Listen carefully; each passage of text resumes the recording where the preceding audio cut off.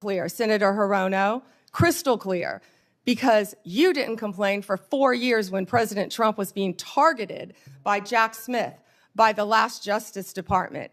But the American people spoke loud and clear when they overwhelmingly elected him. The two-tier system of justice is over. Senator Kennedy. All right, folks. Today we're looking at a heated exchange between Senator Mazie Hirono of Hawaii and Attorney General Pam Bondi.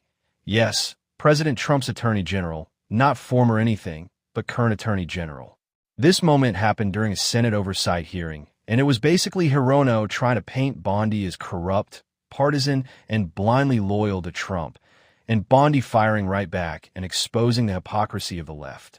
This is one of those hearings where you can literally feel the bias dripping off the questions. Hirono didn't come to ask serious oversight questions. She came to accuse, smear, and perform for a headline. Let's break this down. Ronald. Thank you, Mr. Chairman. Ms. Bondi, FISA Section 702 will expire in 6 months. In response to my questions for the record, at your confirmation hearing, you said you did not have experience with FISA, but if confirmed, you would consult with experts at DOJ. Now you've had that opportunity. Do you support adding additional safeguards for searching Americans' communications in the 702 database? Senators, Section 702 is a vital source of foreign intelligence and instrumental in keeping Americans safe. We also take individuals' rights of Americans, their individual rights of all Americans, very seriously. And many statutory reforms to FISA have incorporate safeguards. They have to incorporate safeguards to protect our civil liberties. The Department of Justice looks forward to working with you to discuss anything regarding 702. Appreciate I believe that. My staff, and Senator, I also want to thank you for this hearing. Your staff met with my staff, and I greatly appreciate that. Thank you. We're going to be working on 702, so I appreciate the openness to further amending 702. At your confirmation hearing, you assured me that it is the Department of Justice's decision to determine what cases will be prosecuted. Last month, the U.S. Attorney for the Eastern District of Virginia was forced out. President Trump then posted the message behind me asking about prosecuting James Comey. You then appointed a new U.S. attorney who within days secured an indictment against James Comey. That social media post behind me saying, "What about Comey?" was directed to Pam. Are you the Pam that the president was referring to? I'm sure I was. So it's very clear to me that when the president posts something like that, that he considers the DOJ to be his law firm and you his lawyer. And in fact, very shortly after the post to you, Comey gets indicted. Next, Hirono brings up former border czar Tom Homan and accuses him of taking a $50,000 bribe. She says DOJ shut down the investigation. Then she hounds Bondi. Did you approve closing the case? Did he keep the money? Bondi calmly responds that the DOJ and FBI did a thorough review and found no credible evidence of wrongdoing. Hirono ignores the answer and keeps pushing conspiracy theories. It was pure character assassination. Last year, President Trump's new now border czar, Tom Homan, was videotaped taking a bag with $50,000 in cash from undercover FBI agents after suggesting he could help with government contracts. Sounds like a bribe. 2 weeks ago, DOJ officials reportedly shut down the bribery investigation into Mr. Homan. Ms. Bondi, did you approve closing the Homan bribery investigation? Senator Hirono, as I stated earlier, the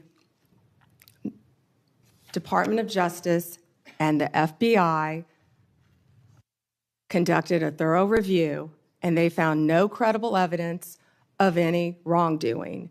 You were also on video outside the White House protesting with a group called CASA, where Antifa members were. Does that mean you're a member of Antifa? You know, I simply asked the question as to whether or not you approve the shutting down of the investigation, Mr. Holman. I have to assume that you did because the FBI it reports to you. But the American people would look at the situation where this person is taking a $50,000 in cash, no less, and you testified today that a thorough investigation was done. Now, I have to assume, I conclude, that since no wrongdoing was determined, that in answer to Senator Whitehouse's question, he kept the money. He kept the money, and I hope that he put that on his tax returns as income. Next question. Over 1,200 rioters were convicted of charges related to January 6th. President Trump has since pardoned nearly all of them. As if that weren't enough, last month there were reports that a lawyer for the January 6 rioters met with senior DOJ officials about setting up a compensation fund like the one that Congress set up after 9/11 to compensate these rioters. Ms. Bondi, is anyone at DOJ considering setting up a compensation fund for January 6 rioters? Yes or no? Senator, I have had no meetings or discussions about a fund. So would you support such a fund? Would you okay such a fund? Senator, you can send me the information on the fund, and I'd be happy to look at it. No, but do you think that's a good idea this is what I'm getting at. Because to actually set up a fund and to have people talking with your senior people at DOJ, political people, about creating a fund, and you won't let us know what you think about that, that's pretty unbelievable. On January 30th of this year, the Trump DOJ's Antitrust Division sued to block the merger of two tech companies. Then, well-connected lobbyists met with your political deputies who overruled the career staff and approved the merger. So there's a settlement on that. And separately, DOJ sued Ticketmaster last year for monopolizing concert tickets and forcing consumers to pay outrageous fees. Ticketmaster has hired the exact same lobbyists who met with senior DOJ political people regarding the merger of the two tech companies. So my question is, Ms. Bondi, have lobbyists met with your political deputies about the Ticketmaster case? Senator Hirono, as I stated earlier, I am not going to discuss anything that is ongoing. Gail Slater runs the antitrust office, and Gail Slater, if I can finish, Gail Slater is doing an incredible job running my antitrust unit. It's highly likely, Ms. Bondi, that the same lobbyists who met with your people basically got rid of the antitrust case. Senator, I don't think a lot of people like that you were out protesting with Antifa right now. Next question. You have fired dozens of career prosecutors because they worked on cases involving President Trump or January 6 rioters. For example, one career federal prosecutor who secured over 100 convictions in Florida. He also spent time in D.C. prosecuting January 6 cases. He received an outstanding review only 2 days before you signed a memo firing him. The memo cited no reason for his firing. Are you firing career prosecutors solely because they worked on cases like January 6th that the president doesn't like? Senator Hirono, I am not going to talk about personnel matters with you. Well, we all know that hundreds of career prosecutors have left the DOJ, and literally hundreds, we're told. Senator, are you familiar with the one that threw a sandwich at an ICE officer? Are you a Homeland Security officer? Are you familiar with the one who went out on her lunch break and was making obscene gestures? Would you say that DOJ losing These career prosecutors and the thousands of hours of experience they have prosecuting criminals, that is not a reassuring situation.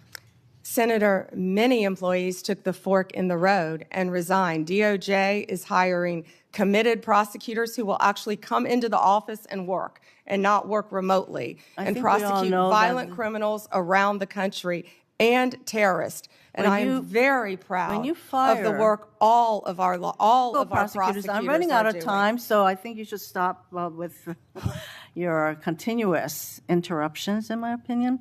Mr. Chairman, I just want to close by saying that what was once the Department of Justice has become the Department of Revenge and Corruption. Rather than pursuing cases without fear or favor, this DOJ seeks to favor the president's friends and instill fear in his alleged enemies. If you're a friend of the president, this corrupt DOJ will bend over backwards to help you, just like it dropped the bribery investigation of Tom Homan, like it's considering paying money to January 6th rioters, and like it has put antitrust enforcement decisions in the hands of well-connected lobbyists. But if you're on the wrong side of this president, you will face the wrath of DOJ, no matter what the facts, law, or justice support. James Comey is indicted days after the president's social media directive. Experienced career prosecutors are fired just because they were assigned to work on January 6 cases. Blue states are sued to get highly sensitive private voter data, whereas red states are left alone. The double standard is clear, and the American people are waking up to the corruption and favoritism and the lawlessness at the DOJ. Thank you, Mr. Chairman. May I respond, Chairman? Yes. May I respond? Yes, you may respond. Then Senator Kennedy. Thank you. The double standard is crystal clear, Senator Hirono, crystal clear, because you didn't complain for 4 years when President Trump was being targeted by Jack Smith, by the last Justice Department. But the American people spoke loud and clear when they overwhelmingly elected him. The two-tier system of justice is over. Senator Kennedy. Pam Bondi didn't just survive that interrogation. She dominated it. Hirono came in with accusations, conspiracy theories, and cheap shots. Bondi came in with discipline, precision, and receipts. What we're seeing is simple. Democrats don't fear corruption. They just fear losing control. Let me know what you think. Was Senator Hirono genuinely seeking answers or running a smear campaign? Did Pam Bondi handle this the right way? Are you glad we finally have an attorney general who doesn't bend to the political left? Drop your thoughts below.